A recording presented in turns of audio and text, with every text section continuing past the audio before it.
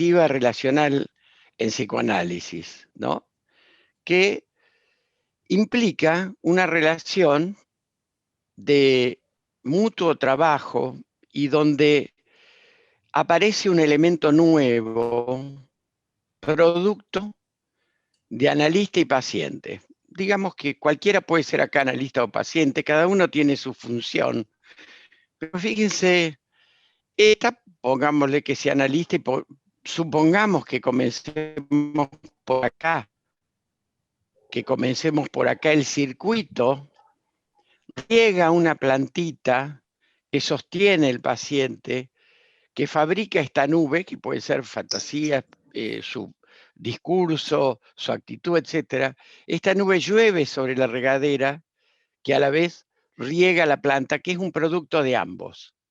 Esto ilustra muy claramente lo que es el psicoanálisis relacional. Y otra cuestión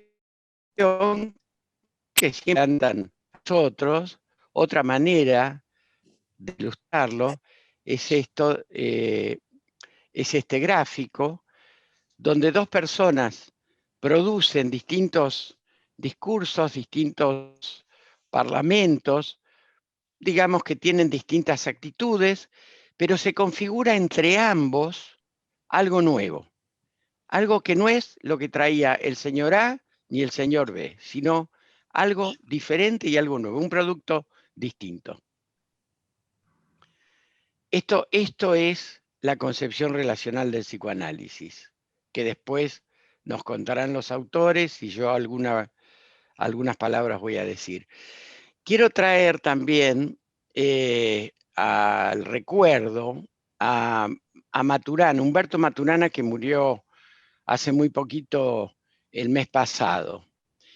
Y quiero traerlo porque ilustra también algo a lo que se refiere este libro y la postura y la perspectiva de los autores respecto al psicoanálisis. Y Humberto dice, la posibilidad de innovar siempre está ahí si uno está dispuesto a reflexionar, a soltar la certidumbre de donde está parado y a preguntarse si quiere estar donde está. Me parece muy importante a esta altura del partido y en este momento del psicoanálisis, por un lado, reflexionar sobre las cuestiones básicas de nuestra disciplina y por otro lado, preguntarse si uno quiere estar donde está. Ahí termino de compartir la pantalla, gracias. Salgo de acá y quiero decir algunas palabras respecto a la cuestión del libro. Este es el primer libro, como decía Eliana, totalmente dedicado al pensamiento relacional e intersubjetivo que se edita en la Argentina. Yo me siento muy orgulloso de haber acompañado el crecimiento y el desarrollo de Vicky, Pole, Janina y Martín, quienes han compartido mis grupos de estudio y que han logrado un pensamiento propio que hoy refleja la madurez personal y profesional por la que transitan. Con los cuatro me liga una profunda relación intelectual y afectiva de casi 2 décadas, así que una vez más no podré ser neutral. Ver la producción de este grupo es como ver crecer a los hijos. Encontrarme con este libro ratifica, por un lado, una vez más, la propuesta de Kohut del planteo de ciertos mitos fundantes del así llamado psicoanálisis clásico, como el mito de Edipo por el de Ulises. El navegante Ulises ve con orgullo y alegría el crecimiento y desarrollo de su hijo Telémaco, destacando la cooperación intergeneracional y por ende cuestionando la prioridad de la rivalidad edípica en los vínculos familiares. Estos cuatro autores han creado una red, una trama relacional, que es un modelo de trabajo en equipo, de liderazgo democrático, cubriendo cada uno distintos roles, que es un rasgo que caracteriza a la perspectiva relacional lejos de cualquier autocracia. Ellos reconocen Distintos orígenes en su formación y también en la manera en que fueron confluyendo a la perspectiva que abordan. Sin proponérselo, seguramente, replican así lo novedoso de la nueva mirada relacional. En esta perspectiva, y es la única en la historia de nuestra disciplina, no hay un apellido de autor con el cual se identifique esta manera de ver y de operar en psicoanálisis y psicoterapia. Un libro no se escribe rápido, es producto de mucho trabajo, de encuentros, discusiones, lecturas, en fin, de todo aquello que lleva a elaborar un pensamiento original, tener profundidad, seriedad y comprometerse con el lector. Está en la vereda opuesta de algunos textos que llamaría fast books, con recetas de rápidas conclusiones teóricas y técnicas acerca de, por ejemplo, cómo trabajar en la pandemia que ya han aparecido. Para mí fue un privilegio escribir el prólogo, lo que me permitió seguir aprendiendo. Es único, construido con vastos conocimientos y con un gran compromiso ético y profesional. Y además es tan útil como ameno, tan riguroso como inquisidor respecto a aquellos aspectos a los que la organización de la subjetividad de hoy nos lleva a ocuparnos. Dos palabras sobre el pensamiento relacional. Esta perspectiva tiene múltiples orígenes. Solo con reconocer el psicoanálisis en reversa se puede encontrar en el mismo Freud y especialmente en Ferenczi y en sus sucesores los inicios de esta corriente renovadora. Las diferentes miradas de la clínica psicoanalítica postulan distintas hipótesis acerca del desarrollo psíquico. Cada autor, cada escuela propone modelos, perspectivas para comprender y explicar los fenómenos iniciales de la vida psíquica que tendrán incidencia en la organización mental del adulto. Las teorías psicoanalíticas originales, las que formulan nuevas comprensiones a través de originales planteos paradigmáticos, detienen su atención en aquellos elementos que jerarquizan, a los que conceden un valor central para la construcción del psiquismo. Nuestras ideas y nuestra forma profesional de operar serán resultado de las historias familiares y personales de cada uno, de su desarrollo, del medio histórico social, de sus docentes y de su práctica. Estamos hoy más que nunca transitando una historia cambiante. Nuestra tercera serie complementaria será la clínica que practicamos, que incluye inevitablemente conceptualizaciones teóricas. En nuestra práctica siempre estaremos al borde de la crisis. La tarea nos torcerá el brazo a menudo, pero si somos sinceros con nosotros mismos, como lo son los autores del libro, y por supuesto, si sobrevivimos y nos animamos, descubriremos nuevos rumbos como aquí se propone. En este texto se interpela fundamentalmente a la así llamada ortodoxia, desde la discusión de conceptos teóricos hasta definiciones que se agregan a la práctica. Esta es una obligación de los analistas de hoy día, porque los cambios culturales y sociales que llevan a un cambio en la constitución de la subjetividad de las últimas décadas así lo requieren. Aquí se desarrollan conceptos de una práctica que jerarquiza la relación terapéutica y que propone un debate constructivo con otras miradas, no solo en lo que le hace a la teoría clínica, sino también a la transmisión del psicoanálisis y de la psicoterapia. Los autores dicen, cito, este libro surge como decantación natural de años de lectura e intercambio en el grupo de los jueves. Me permito discrepar con ellos. No fue una decantación natural lo que los condujo a escribir. Fue un producto de un sistemático y profunda crítica de los diversos tópicos con los que nos íbamos encontrando durante una trayectoria que comenzó Freud y que no encuentra un final porque la producción en la línea relacional se duplica año a año. Los autores agregan un eslabón fundamental.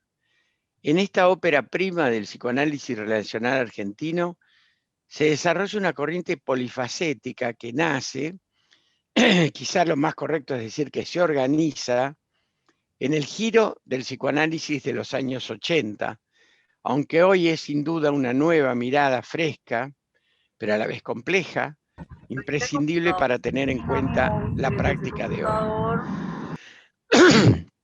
El psicoanálisis relacional, al decir del recientemente fallecido Louis Aron, en su hermoso libro Un encuentro de mentes, comparte un conjunto de inquietudes, conceptos, enfoques y sensibilidades de la que resulta una teoría diversa y plural, que tiene la virtud de plantearnos preguntas ineludibles acerca de nuestra práctica. La mirada relacional reconoce muchas motivaciones de lo psíquico, desde las diferentes necesidades que describen Ferenczi y Winnicott, también el apego, los traumas, la autoconservación, la heteroconservación, el narcisismo, la sexualidad, pero que se resumen y se condensan en una motivación central, que es el encuentro con otro semejante. Esta es la motivación central que nos junta a los relacionales. Las teorías que inventamos suceden a nuestra base empírica, que es fundamentalmente la experiencia clínica. Y esta, al reflejar los pacientes que vemos hoy, llenos de incertidumbres, faltos de proyectos, vulnerables a un medio que les exige y los consume, requiere de conceptualizaciones que nos expliquen funcionamientos predominantes en las subjetividades de las últimas décadas, en base a disociaciones, en base a falta de deseos, en desvitalización, en angustias difusas que no conducen a la organización de una neurosis y que de tantas variedades novedosas de las vicisitudes de la psicopatología de hoy, a las que no podemos abordar con las herramientas que teníamos ayer. La mayoría de los autores que aparecen citados en los diversos capítulos de este libro son americanos, son de Estados Unidos, pero esta no deja de ser una mirada engañosa, ya que en su mayoría se trata de colegas que emigraron a Estados Unidos en los años de la Segunda Guerra, viniendo desde Europa, de la que escapaban de la persecución nazi. Estas transformaciones migratorias dieron lugar a fenómenos culturales que generaron la búsqueda de nuevas expresiones teóricas. Aquí también tenemos estas migraciones como orígenes de las instituciones psicoanalíticas. Finalmente, creo que este libro es uno de los caminos que podemos tomar para retornar a casa, como decía nuestro colega Juan Francisco Jordán cuando se refería a una feliz metáfora de encontrar el pensamiento relacional. Uno encuentra el pensamiento relacional, decía, como retornando a casa. Y esto nos permite una sensación de libertad e intimidad que experimentamos al volver a la base segura de la calidez del hogar. Pero a la vez vale la pena recordar la famosa cita de Gantrip, afirmando que la teoría es un sirviente útil, pero un mal amo, susceptible de dar origen a ortodoxias de toda clase. Aunque parece difícil que una teoría o una experiencia pragmática, me gusta llamarle una experiencia pragmática a lo relacional, que una experiencia pragmática como lo relacional, que carece de amos, nos torne fanáticos. Es difícil poder pensarlo, pero podría ocurrir. Y el riesgo está siempre presente, tengámoslo en cuenta. Hay momentos en que las discusiones entre analistas, en lo que pareciera que son embanderamientos, las identidades del analista en cuanto a su Weltanschauung, en cuanto a su perspectiva, son inevitables. Y puede terminar siendo una resistencia o un baluarte a la hora de operar, tanto a nivel institucional como al analizar.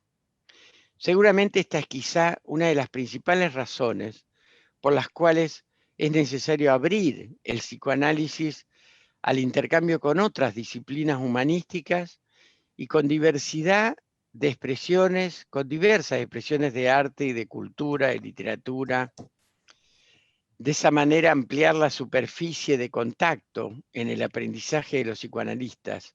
Así no caemos en la tentación tan simple de reducirnos a tener un solo amo.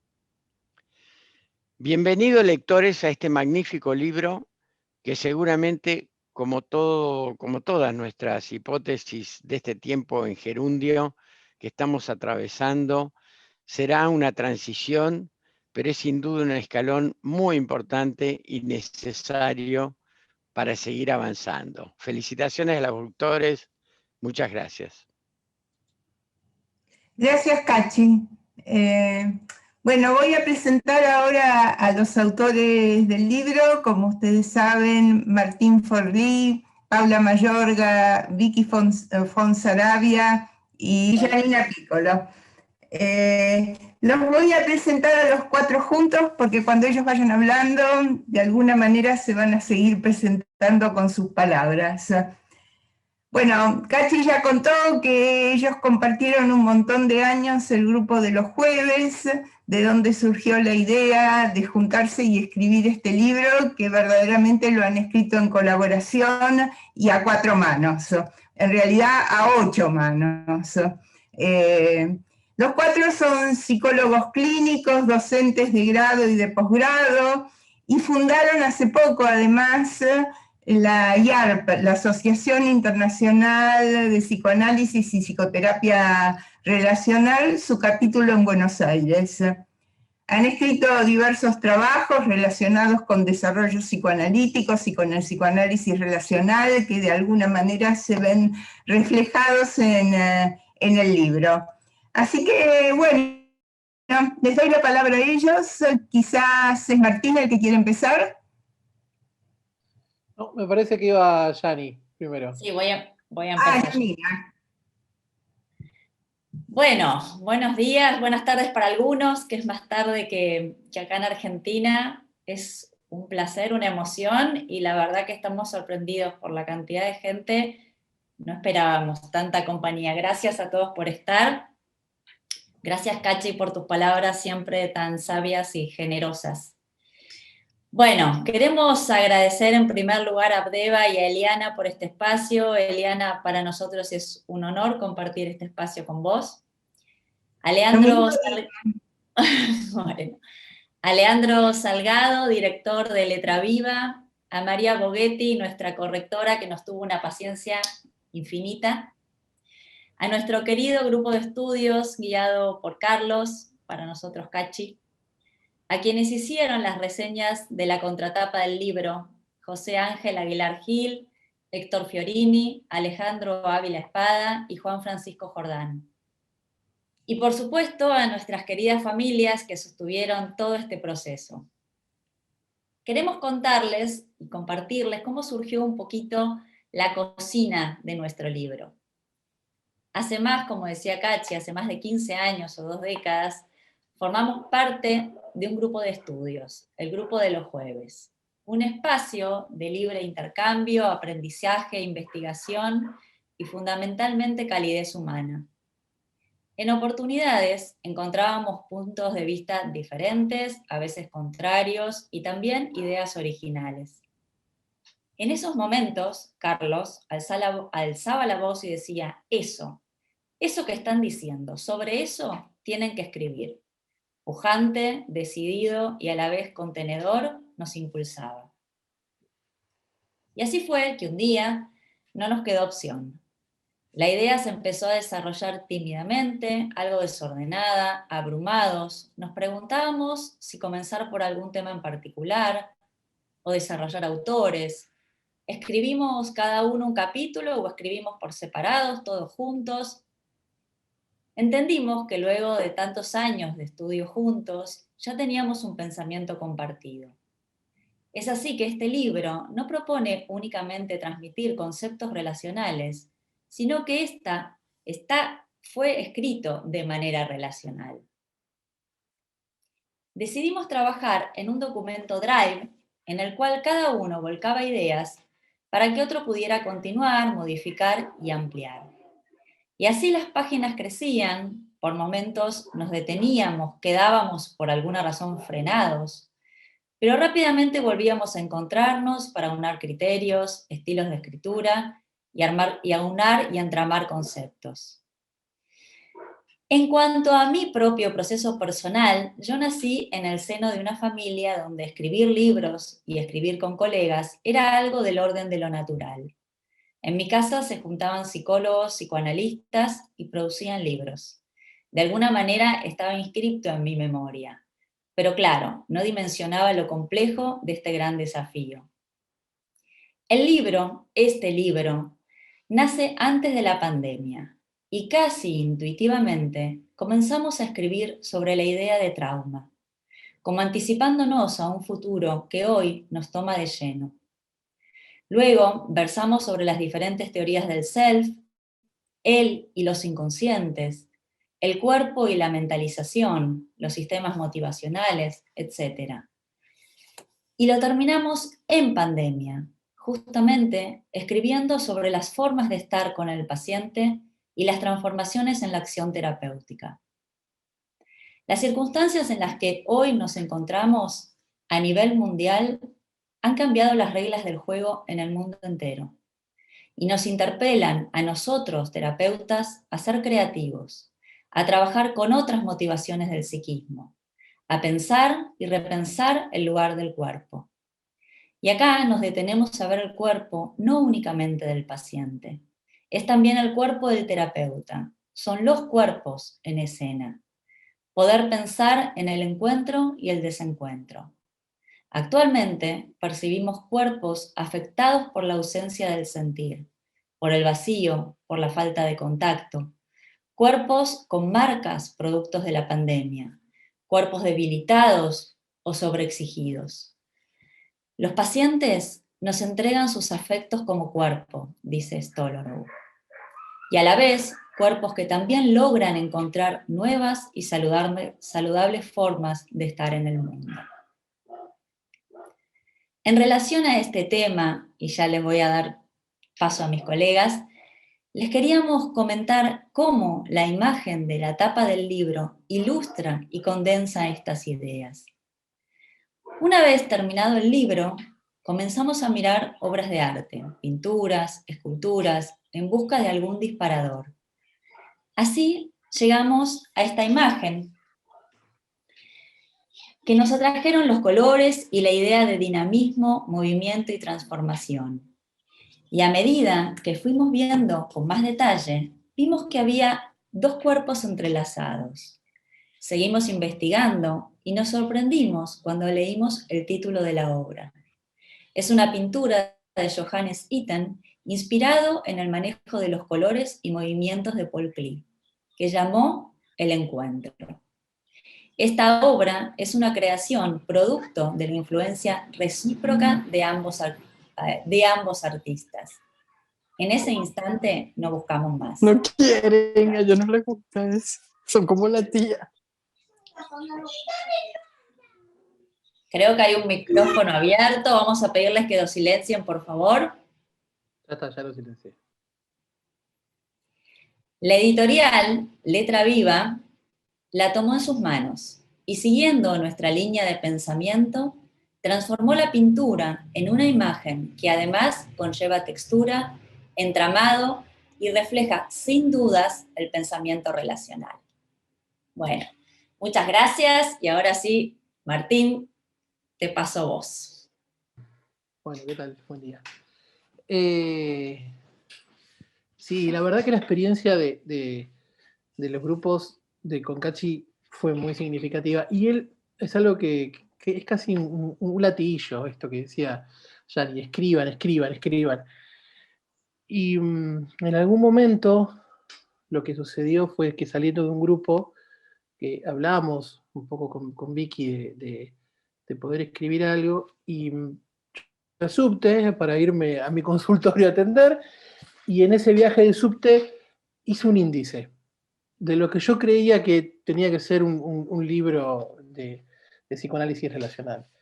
Y se lo pasé a Vicky, a Pole, a Yanni, a todos los del grupo, y bueno, en definitiva nosotros cuatro fuimos los que más o menos estábamos con tiempo como para poder ponerle cabeza a ese índice, que ese índice después se modificó y se expandió. Una de las cosas que nos pasaba era que en este drive que hacíamos siempre decíamos, bueno, llegamos hasta la hoja 90 y ahí frenamos. Y estamos, creo que en las 240 hojas y podíamos seguir escribiendo. Así que esa motivación de Kachi fue lo que nos impulsó de alguna manera y nos puso en línea para poder producir algo. Y esta producción me parece que también es algo importante para nuestra práctica, que haya producciones escritas, que podamos de alguna manera transmitir y en esa transmisión dejar algo de lo que nosotros hacemos en el consultorio. Y el libro tiene un subtítulo que es Psicoanálisis Relacional, una nueva mirada, una nueva práctica. Y el subtítulo de alguna manera refleja lo que nos pasaba mientras pensábamos el libro. Entendíamos que había una parte teórica, pero necesariamente queríamos, porque no podemos entender el psicoanálisis relacional sin la parte de la clínica, sin la parte de cómo es estar con el paciente, de la práctica. Entonces decidimos que el subtítulo iba a dar cuenta de que cuando lean el libro va a haber partes. Una nueva mirada que hace referencia a posturas teóricas y después van a decantar en la práctica analítica. Y cuando llegamos a la segunda parte, a la parte de la práctica, nos encontramos con un problema que es a lo que ya veníamos trabajando, que es que la palabra técnica no nos alcanza. Nos es insuficiente para explicar qué es lo que sucede en el consultorio. La palabra práctica era mucho más amena, pero nos seguía sucediendo que teníamos la necesidad como que de diferenciar toda esa parte de la práctica en dos partes. Una fue las formas de estar con el paciente y acá hubo también una elección en la palabra, estar y no ser con el paciente. Sabíamos que estábamos con cada paciente en cada momento, pero que eso no nos definía exactamente en nuestro hacer. O por lo menos íbamos teniendo muchas definiciones de nosotros mismos como terapeutas. Y la segunda parte del capítulo 7 son las transformaciones en la acción terapéutica. Creemos que los cambios en nuestra práctica ayudan a traer transformaciones. Y la pregunta es cómo se dan estas transformaciones. ¿Cómo hacemos que algo del sufrimiento que el paciente trae cambie? En la primera parte, que es las formas de estar con el paciente, una de las cosas que tuvimos que hacer para empezar es cuestionar y criticar algunos términos clásicos como abstinencia, neutralidad, anonimato, repasar también los conceptos de empatía. Y el final de ese capítulo presenta el concepto de hospitalidad como un ideal distinto al de neutralidad o anonimato, en donde de alguna manera lo que proponemos es la hospitalidad como una forma de poder estar con el paciente. No algo, no algo que se tenga que hacer, sino algo que se aspire a hacer. En la segunda parte del capítulo, las transformaciones de la acción terapéutica, ahí nos metemos con cosas que pasan y suceden específicamente en el consultorio. Y empezamos pensando si existe algo así como la interpretación, o hay una forma de reversionar o de repensar la interpretación, pero aparte sumamos el enactment, el self-disclosure, el método deconstructivo de Levenson, diferentes formas, diferentes tipos de acciones que permiten llevar a un cambio, o por lo menos acompañar de una mejor manera posible y poder tratar el sufrimiento del paciente. Este capítulo empieza con un concepto que es el concepto de frónesis. Y este es algo, me parece, que ronda a todo el libro y al psicoanálisis relacional.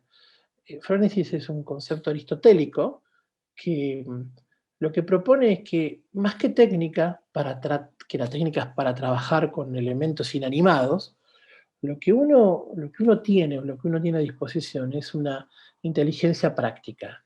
Esto es saber cuándo, cómo y en qué momento aplicar las técnicas adecuadas para poder hacer que las cosas sucedan de cierta manera. Tanto la hospitalidad como frónesis son conceptos que van a guiar todos estos dos capítulos y en definitiva guían la práctica. El psicoanálisis relacional viene de una práctica clínica y va de la práctica a la teoría. Y un poco esto es lo que nos pasaba a nosotros cuando pensábamos el libro. Cómo de alguna manera dejar bien en claro que si bien íbamos a hablar de una nueva mirada, también había una nueva práctica. No es una nueva técnica, sino que es una nueva práctica, es una nueva forma de estar con los pacientes y de poder acompañarlos. Yo en lo personal quiero decir algo cortito. A mí este libro me ha acompañado en muchos procesos personales, y el libro y las chicas han sido compañeras, han sido sostén, y de haberme encontrado con Mechi, que es mi pareja y la persona que amo con toda mi alma, del nacimiento de Elena, que hoy no está, pero que yo les aseguro que es parte de todo este proceso, y las chicas me han acompañado y el libro me ha acompañado. Y una cosa que a mí me emociona es que a partir de esto nuestros nombres, el de Pablo Mayorga, Vicky Fonsagrabia, Janina Piccolo, van a estar ligados para siempre. Y que este libro nos unió de una manera muy particular. Y se los agradezco. Gracias. Bueno. Muchas gracias, Martín. ¿Quién va a hablar ahora, Vicky? Yo, pero no vale, Martín, terminar diciendo eso. Mirá cómo me dejas maltrecha. Perdón. Bueno, sí, fue un poco como decía. Yo soy muy buena alumna, la más revoltosa de todas del grupo de Cachi, pero ese día había faltado y me llega un mensaje por celular, así tan campante, en ese caso de Martín, había hablado con Vicky, que desde el subte manda este es el índice, nos tenemos que poner a escribir. No, pensé yo. La anécdota del subte fue como... a ver, para mí fue como una sentencia. Yo ya era totalmente consciente que se habían condensado un montón de conocimientos y que había que bajarlos, ¿no?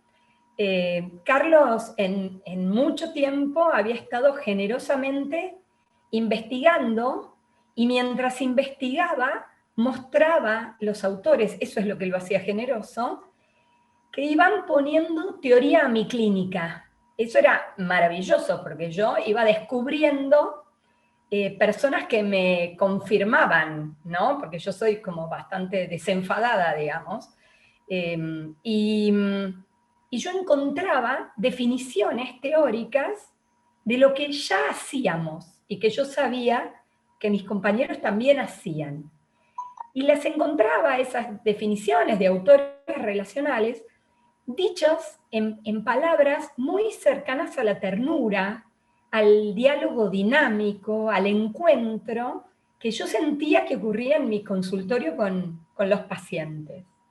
A todo esto lo teníamos a Carlos diciendo escriban, como cual padre de adolescente que dice ordenen el cuarto, era una letanía, Y yo creo que él lo decía con la misma desesperanza que todos los padres que dicen eso, pero bueno, vieron que uno llega, ¿no? Entonces cuando a mí me llegó ese mensaje, para mí fue como una línea de largada.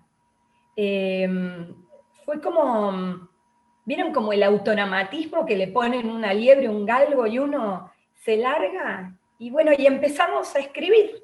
Yo escribía para y por los compañeros, para estar a la altura porque les tenía aprecio como clínicos, y además para estar a la altura de los plazos fijados, ¿no? Ahí Gianni era un sargento, y ahí estábamos produciendo, y sí, yo siento que si tuviera que decir cómo escribí en manada. ¿Vieron cuando los caballos en manada se contagian el ritmo y van y agarran todos como un galope, donde ninguno se va de la manada, ninguno pasa? Bueno, yo siento que escribí en manada y cada vez entrábamos más en calor. Y el libro, en lo teórico, primero fue como ordenar conceptos, porque de ese primer índice fuimos, pero nos sirvió incluso para combatirlo, ¿no? Y fue primero ordenar conceptos, después desarrollarlos, porque bueno, los conocíamos, pero había que meterse más en la vida del autor, etc. Y después hasta nos animamos a completarlos, un poquito, ¿no? Todo para que hoy Carlos empiece diciendo que este era un tránsito, que en algún momento esto queda viejo. Todo para seguir diciendo, escriban, escriban. Bueno, tal es así que también en el concierto de Desenfado un día, yo estaba escribiendo, después lo pasábamos por todos, pero sistemas motivacionales para los que no son del mundo psi, digamos que el psicoanálisis clásico entiende como le da mucha relevancia a la motivación de la sexualidad, tanto para ir en su búsqueda como para enfermar, reprimir, etcétera, etcétera. Pero hay otros autores, Bleichmer, Lichtenberg, que hablan acerca de un ser humano que tiene y que tiende a más de una motivación, y que esto también, digamos, lo vuelve más saludable, o si no puede ser asequible, más lo desvía de la salud, etcétera. Entonces un buen día Gianni me dice, escúchame, ¿no podemos tomar la creatividad? Y esto también viene al libro, la creatividad como una motivación humana. ¿Vos nos acabás de recomendar el libro de Fiorini, El psiquismo creador? Pregúntale, así tan fácil, ¿no? Bueno, entonces, nada, pues las motivaciones ya estaban dichas, digamos, por Bleichmann, nada menos, murió el año pasado, Lichtenberg este año, pero eran como popes. Pero bueno, ellos también mencionaban que no era una enunciación cerrada, así que nos dejaron la puerta abierta y nosotros nos metimos.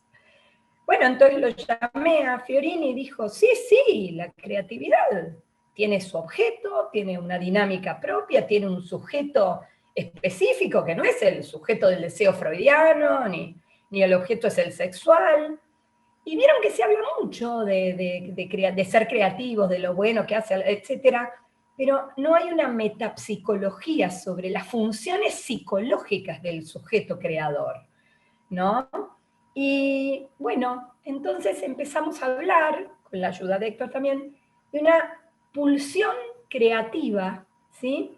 Que es una natural tendencia del psiquismo a relacionarse con lo potencial, que creo que además nos atravesaba, ¿no? Una natural tendencia de uno, del ser humano, de todos ustedes, a relacionarse con lo que aún no existe, a expensas de la tranquilidad del yo, ¿no? Porque vaya que el poeta se inquieta, que el teórico se inquieta, que está inseguro de su obra, y vaya que nosotros hemos inquietado a nuestras familias a las 9 de la mañana de los domingos, ¿no? Y Fiorini postula un proceso psicológico terciario, que no es el primario del inconsciente, ni el secundario de la lógica, que tiene otro tipo de formalización, ¿no? Y que, bueno, que junto posiciones, como decía Cachi al principio, y que no lo resuelve en un término, que está abierto a lo abierto, ¿no? Que trata de capturar en símbolos, pero los símbolos no son signos. Los símbolos evocan un sentido, pero una dimensión abierta, que se sabe, que es misteriosa, que no la vamos a acabar, y que es inasible, ¿no? Y el sujeto siente todo un caos creador que tiene que ordenar, y siente algo vertiginoso, y siente algo desenfrenado, el artista frente a su obra, que no sabe si va a salir tal cual quería. La verdad que todo eso pone en jaque el narcisismo, y también nos hace correr el peligro de caer en lo imposible, ¿no? Y quería cerrar diciendo que esto, en definitiva, más allá de que le sirve a cada uno en su métier, es exactamente nuestro trabajo con el paciente, que es construir algo nuevo a partir de lo ya dado, en el encuentro con uno, que es único y singular, un poco como refería aquel escultor, ¿no? De descubrir qué forma había debajo de esa piedra. Bueno, el libro para mí, por supuesto, es mucho más que cada uno de nosotros, es mucho más que los cuatro, porque somos nosotros en diálogo con los autores, ¿sí? Por eso mi hija abrió y lo vio subrayado y dijo, ¡qué aparato! Subraya su propio libro. Sí, sí, a nuestro libro nosotros también lo tenemos que estudiar, incluso para presentarlo acá. Bueno, muchas gracias a todos por estar acompañando. Muchas gracias, Paula. Sí, efectivamente, hay que pensar en agregar la creatividad al conjunto de los sistemas motivacionales, es muy importante. Bueno, y nos falta escucharla a Vicky. Aquí estoy. Muchas gracias, Eliana. Bueno, hoy siento una profunda emoción. Carl Sagan decía que un libro es la prueba de que los hombres son capaces de hacer que la magia funcione. Para llegar a este momento tuvimos muchos encuentros presenciales, muchísimos virtuales los domingos a la mañana, tantos temas revisados, estudiados, que hemos escrito, corregido, cambiado y vuelto a cambiar. María sabe de eso, la correctora, que me emociona ver que toda esa producción tome vida y respire, como dice Fiorini en la contratapa, en las páginas de nuestro libro.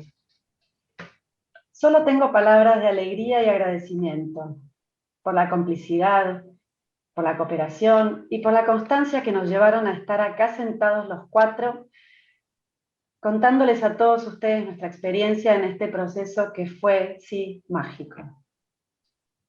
Cuando era chica escribía poesías. Teníamos con una amiga un cuaderno en el que escribíamos las dos.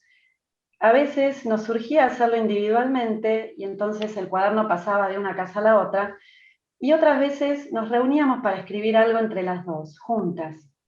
Nos lo tomábamos seriamente y disfrutábamos muchísimo de esa actividad hasta que no sé muy bien por qué se fue diluyendo en el tiempo. Hace algunos años, junto a un grupo de mujeres, trabajamos durante un año entero un libro que se llama El camino del artista, muchos lo deben conocer, y dice, un método para superar los obstáculos que nos separan de nuestro ser creativo. Es un libro que está planteado para trabajarse en 12 semanas y nos tomamos 12 meses, imagínense, ¿no? Bueno, y así fue que un día volví a escribir. Las palabras muchas veces son un obstáculo, pero otras veces construyen puentes. Yo siempre creí en el efecto de las palabras. Como dice Greenberg, las palabras son acciones y como tales nunca son neutrales. Ese año comenzaron a surgir palabras en algunas poesías y también en textos, con el estímulo de Cachi, de escriban lo que piensan, pero sobre todo escriban lo que hacen. Muchos nos fuimos animando y fueron surgiendo algunos trabajos, presentaciones en congresos, muchos de los cuales fueron también escritos junto a otros. Es muy especial el momento en que dimos a luz a este libro. Lo mencionaron, la pandemia trajo sufrimiento, muchos cambios, pero también algunas posibilidades. a mí me brindó la enorme oportunidad de terminar de escribir el año pasado, junto a un grupo de colegas, un capítulo de un libro, y este año me siento muy afortunada de estar presentando nuestro tan querido libro sobre psicoanálisis relacional. Bueno, mi experiencia, como ven, han sido y es junto con otros, ¿no? Siento que con Yani, Martín y Pole nos potenciamos, hacemos un buen equipo.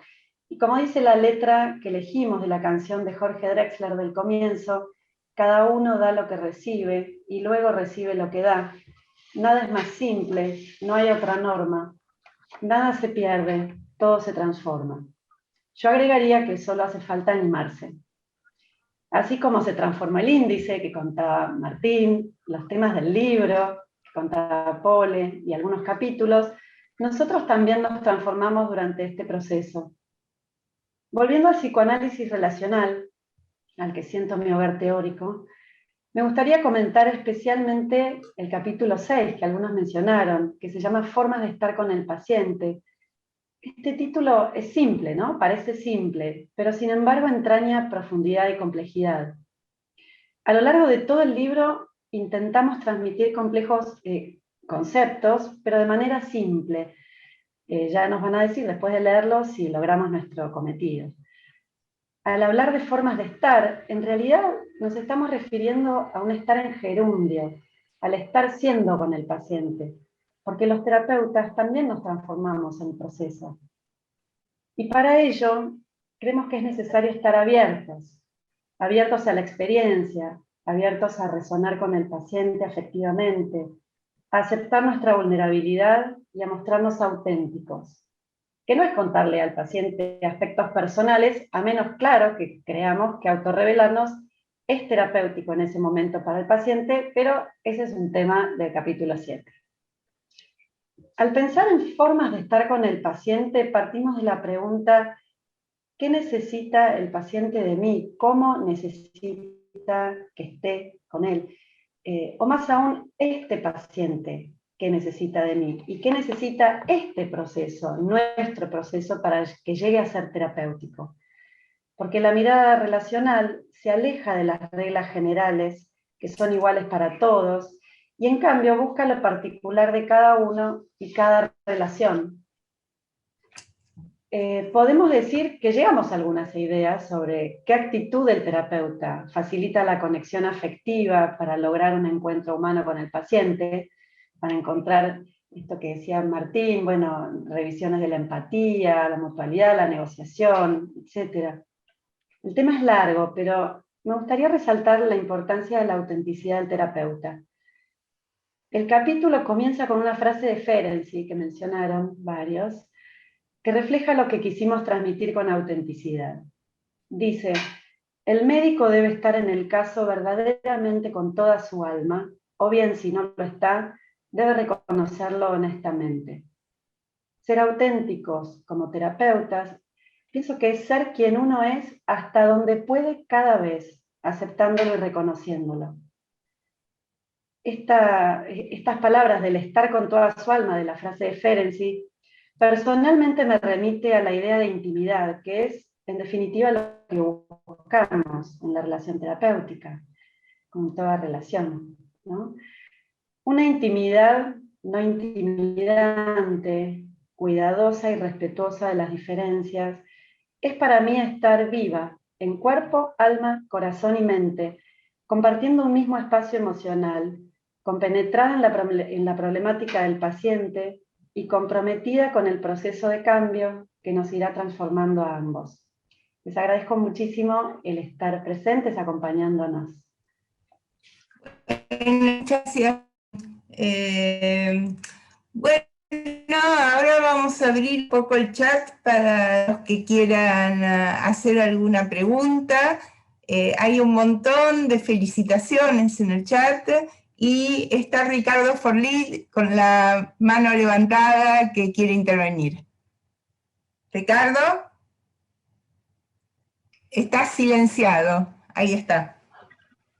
Bueno, en realidad voy a decir que levanté la mano para secar un poco las lágrimas porque me emocionó todo, desde las palabras solamente de Martín, hasta los contenidos de la obra, el hecho de haber hecho el libro, y el hecho de estar presenciando este momento como papá de Martín. Pero simplemente fue una acción, digamos, en donde estaba tratando de disimular mi emoción.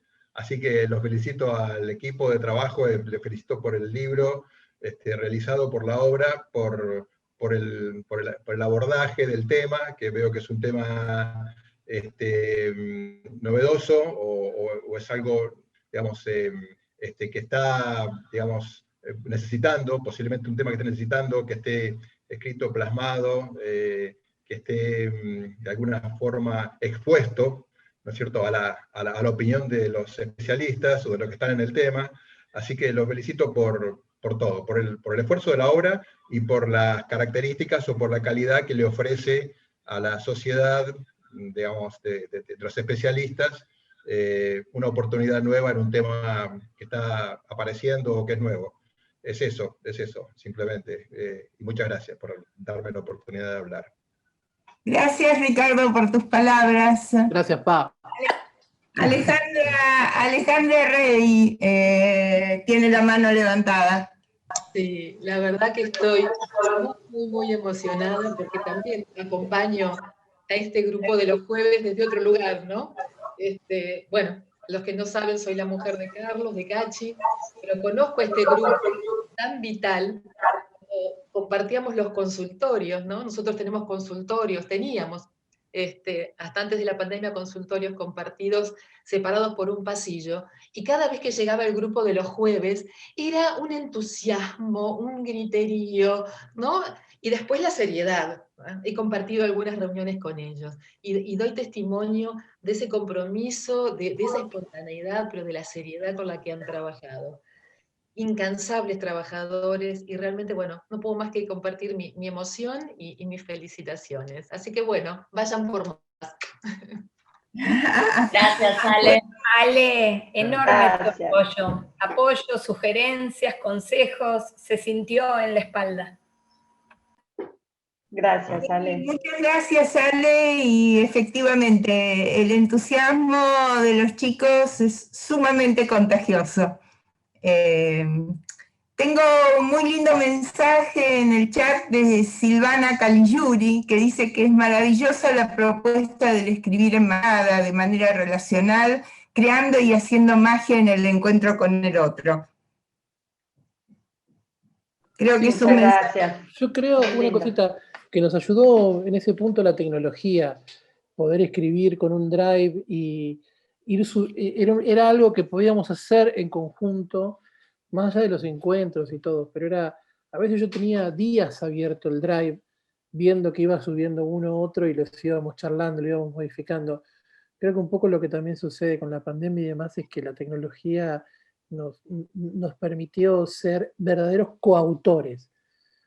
Como decimos en Psicoanálisis Relacional, somos co-creador, coparticipante, somos coautores en ese sentido. Nos cuesta diferenciarnos a veces a nosotros mismos quién escribió qué. Más o menos tenemos algunas líneas de temas particulares, pero en la lectura después es difícil ver quién lo hizo de los cuatro. Y creo que eso también es parte de lo que decía Polo de escribir en manada. Era muy interesante porque quizás comenzábamos escribiendo algún concepto, desarrollando algún concepto teórico que quizás iniciaba uno, desarrollábamos los cuatro, pero aparecía uno que decía, uy, yo tengo un relato clínico que va perfecto con esto que se está desarrollando. Entonces ahí entraba el relato sobre algunas líneas que había desarrollado alguno, y como dice Martín, naturalmente se entremezclaba, y ya no era de uno ni de otro, sino que era de todos, ¿no? Esto de la tecnología, que es, por supuesto, una herramienta súper útil, por momentos también nos trajo algunas dificultades, y esto es una anécdota, pero un día entramos al Drive y estaba todo descompaginado, con otras letras, los párrafos mezclados, y resultó ser que apareció un quinto integrante del libro, que se llamaba oveja anónima. La oveja anónima. Alguien había entrado y había descompaginado todo lo que teníamos escrito hasta el momento. Ahí creímos que abandonábamos el libro, pero pudimos salir vivos de eso también. Además me gustaría agregar a lo que dice Martín, no es solo la tecnología y la posibilidad de tener el Drive, porque a veces se abre un Drive para alguna tarea en conjunto y queda vacío también. Me parece que es la posibilidad de ustedes de integrarse, compartir, formar este grupo tan entusiasmado, ¿no?